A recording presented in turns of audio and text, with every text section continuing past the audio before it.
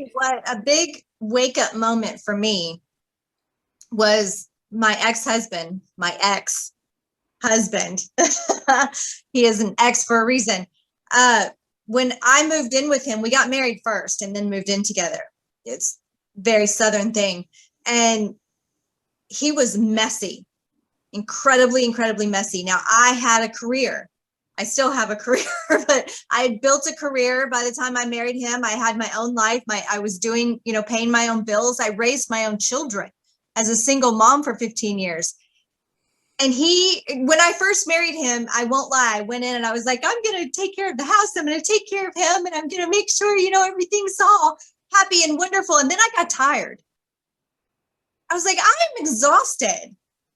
I'm doing everything and I'm tired. Like I'm working all day and then I come home and I work more and I'm just tired. And I stopped. I kept picking up after myself and cleaning up after myself, but I stopped taking care of his stuff. And he was like, well, how come you don't clean the house anymore? What's going on? Why is everything such a mess? And I'm like, well, because you're messy. Maybe if you would pick up after yourself, the house wouldn't be messy.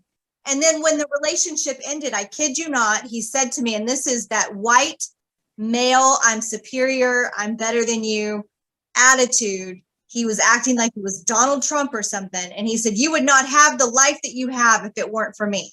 And that was a wake up moment for me. And I went, hold on 1 second.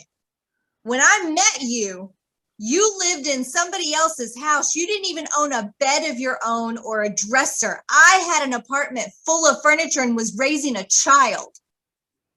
Don't tell me that I have this life because of you. Well, I have this life because of me. Yeah. Right on, sister. Right. Well, that was my wake up. That was my wake up of no more. I'm not going to date cavemen anymore. You Neanderthals can just hold on. I'm not having it. Hold on. We're going to put a moratorium on using Neanderthal as an insult. I just have been catching up on the new evidence about Neanderthals, and they were a matriarchal society. They were very creative. They had art. They had funerals for their siblings and revered and loved ones. They were not knuckle draggers. Wow. Wow. Okay. So what insult should I use? How about I don't like slugs. I like to put salt on slugs. No more slugs for Mia. Yes. Get your salt shaker out. I need an evolved man. Thank you very much. Yes, Ken, my husband. Oh my God. He does the laundry. He does the shopping. He does the cooking. He does my tech. He does, oh my God, what a useful person. And I feel guilty. And I have to constantly say, you know what? I do an equal amount. But that he does an equal amount makes me feel like I'm a slug. And I'm not. Well, you are far from a slug, Ellen. I want you to talk a little bit about your book and also the documentary that it's based on, because, and we can move on to the women's history, but I do feel like I want you to just mention it because I feel like it's a huge part of your stand for women and what it means to evolve as a woman. Well, it's, I actually think that women being physically and potentially dangerous is part of our human right. And you can see the disconnect when people are asked, well, what would you do if somebody attacked a friend of yours? And I've asked this in a circle of women who were sharing, and that were their first day in self-defense class. And they go, oh, well, I'd intervene. I'd call somebody. I would get in my car and I'd bump the guy with my car. I mean, they're creative. They're thinking about it. And then we'd say, well, what if somebody attacked your child or a child that was in your care? And they're like, I'd rip him limb from limb. I'd tear his hair out. I'd punch him in the face. It's like, whoa, okay. There we have a warrior right there. And then we'd ask them, well, what would you do if you were attacked yourself? And they just go blank, frozen. And we say, well, this class is going to take you into the circle of care that you would provide for a child for yourself. Because you being damaged, you being injured, you being murdered, right, is not good for your child or anybody. And so we have really, I think it's the biggest brainwashing job, biggest PR job, that men are superior in all ways, including physically. And there are all sorts of things that go toward that mindset that we're not even aware of. So I wrote Beauty Bites Beast as a book first. And then, having lived with it for as many years as I did, I thought, you know what? I'm going to have to make a movie so that the people who don't read have access to my thoughts about this. And, a lot of people go, well, men are bigger than women. It's like, well, okay, some men are bigger than some women. Not all. Well, judo taught me that I can use their body weight and their mass against them. So exactly. And what's the saying? It's not the size of the woman in the fight. It's the size of the fight in the woman. Exactly. Yeah. Exactly right. And how powerful do you believe you are? Not only that, but have practiced when you're in an adrenalized state. And we recommend martial arts, and we say, take something like a street smart self-defense class with a woman teacher.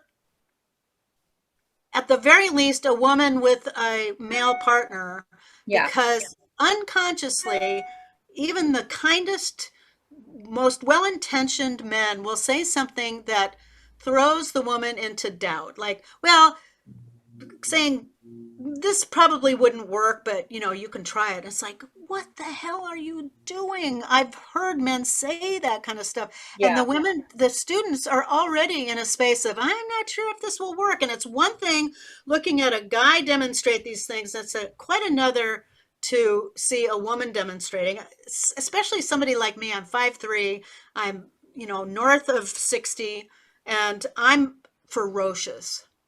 And I'm the kind of model that somebody can say, oh man, if she can do that, I can do that. We don't want men teaching that are there to be admired. Right. And we want somebody who has lived the experience of being a woman and know what it feels like to have sketchy guys give you the creeps when you can't really point to evidence necessarily. Do you know? Oh, totally. And, I think I shared this with you. I came to the screening of your documentary, which was so powerful. And I think I shared with you at the time, and forgive me if I'm repeating myself, but I took a course called Model Mugging in Massachusetts. It was right after I started college, and it was based on Aikido. And they had, model muggers, men who were, dressed in like kind of this football gear with like a big helmet and padded.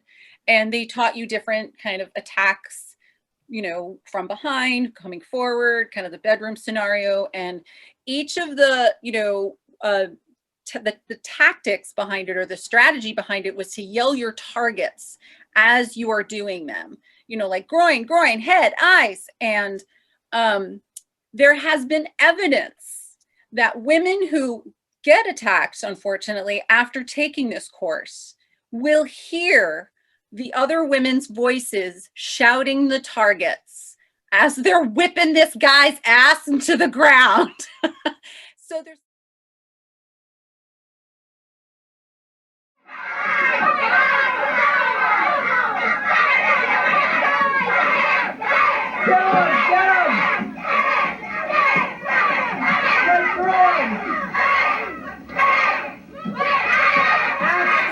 something really powerful about kind of, awakening, and you say this as part of this Beauty Bites Beast, awakening the warrior within women and girls. It's part of that awakening. Yeah. We're awakening that part of ourselves. And this is not to say that we're a bunch of crazy women running around with knives. We are just as strong and powerful. And dangerous. And dangerous. Watch out. Seriously. It's like, I'm part of the family tree of model mugging. That's how I teach with the pattern assailant. And it's like, you don't have a fire drill while the fire is happening. Right. You do fire drills when there's no fire. Same thing with dangerous people drills. You do dangerous people drills when there's not a dangerous person happening. And it's not rocket science. Okay? The men who attack women and kids are generally cowards. Yep. And if you put up any kind of resistance at all, they'll get the hell out of there, because predators depend on at least two things. One is privacy and control. And if you start making a scene, they're going to get out of there because you've just blown their privacy. And, so I don't remember that you did model mugging, and I'm so thrilled that you did. Yeah, my sister and I took it, and it's funny because when I went to her graduation, they had a graduation, and you get to watch, and I was like crying the whole time because it's so intense, and I'm just like, get off my sister, like I'm like, it enrages you as an audience member.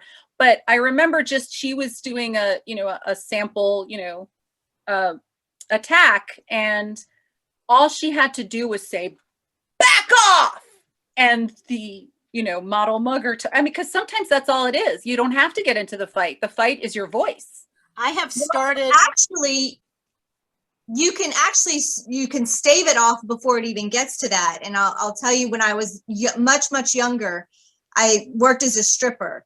So coming out of the nightclub at 3:00 in the morning with a bunch of horny men standing out in the parking lot, you have to be very aware of your surroundings and very present in that moment and paying attention to what's happening around you. And I dated a lot of police officers at the time. I had a thing for the uniform. We don't need to get into that, but they always told me that they would watch me walk out of the club, and they said, you are never going to get attacked because you walk upright with you're making eye contact with every single person that you see, and you walk with intention and purpose. And predators are looking for that one who's looking down and they're meek and scared and afraid, because a predator doesn't want to come at somebody like me, who even men that I go on dates with are like, you're so intimidating. Well, good. Yay. Thank you. I'll take that as a compliment. Thank you very much. Yes, absolutely. Yeah. Absolutely. Yeah, I know I've stopped violence by just connecting eyeball to eyeball with people. They were thinking about it, and then they stopped thinking about it. It's like, okay. And had I known all of this, I didn't take the stepdaughter of model mugging, it's called Impact Personal Safety, until I was in my 40s. And I had the experience of, I was doing these mock fights that are as real as you can get for my foremothers, who didn't have a clue. And, I was thinking especially of my 14-year-old grandmother, when she was 14, married a 30-year-old drunk. And, I was doing it for her and for the foremothers I never even knew about that had to put up with really, really ill behavior from a lot of times drunk men. Yeah. Ugh.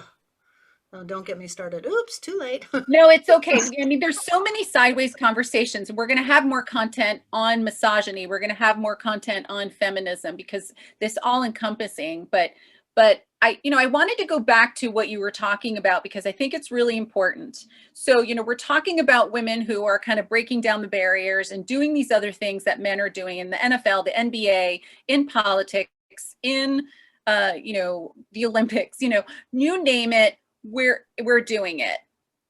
We're lawyers too. Get over it. and I worked with a bunch of women in a department that were all women lawyers, and I loved them, absolutely loved them. But I want to go back to this point of what makes us powerful. It's not that we become to the level of men. We have our own power. So what is that? What is that for you? I think it's whether it's training or innate, I don't know. It's being committed to the well-being of a larger sphere than just yourself. So if you see that it's going to benefit everyone, it's something that I see women seeing more often than men. They're more attuned to culture. They're more attuned to what an environment might be doing to somebody, and then feel like it's up to them to take action about it. So that is, I don't know if that's a mothering instinct or if it's common sense, you know, who knows? But men have gotten away with being clueless about a lot of things. Yes. Like, so where they did haven't the had dishes go? a reason to be clued in. And I was going to tell Mia too. There was this woman that I heard about when she got clear that her husband was not going to pick up his own stuff. She started nailing it to the floor.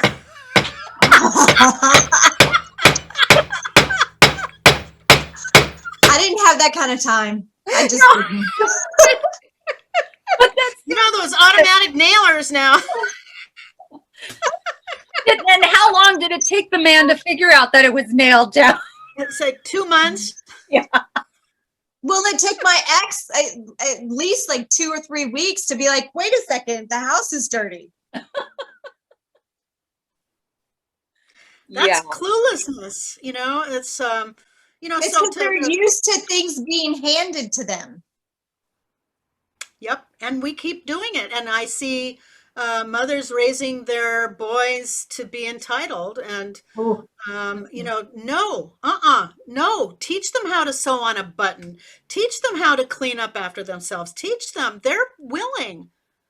I mean, do you think that because we were part of such a marginalized group for so long, that that's what kind of elevated us, that to, or because you said you're not sure if it's an innate thing, but I do feel like there is this awareness, there is this kind of like, oh, let me take this on, you know, before, that's my instinct, before a man might consider that.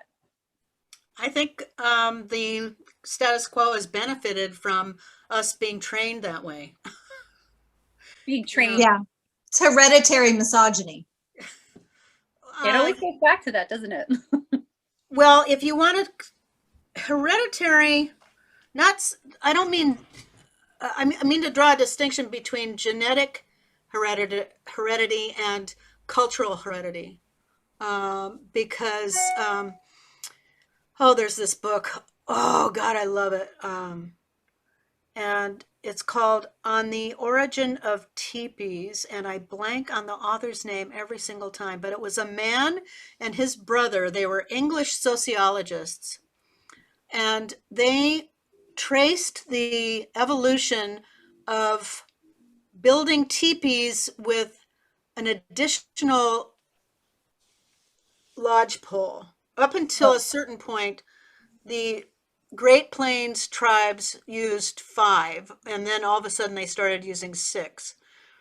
And the women were in charge of transportation and lodging. They were the ones that developed the travois, which is, you know, 2 lodge poles with the teepee strapped on top of these poles so the horse could drag it. And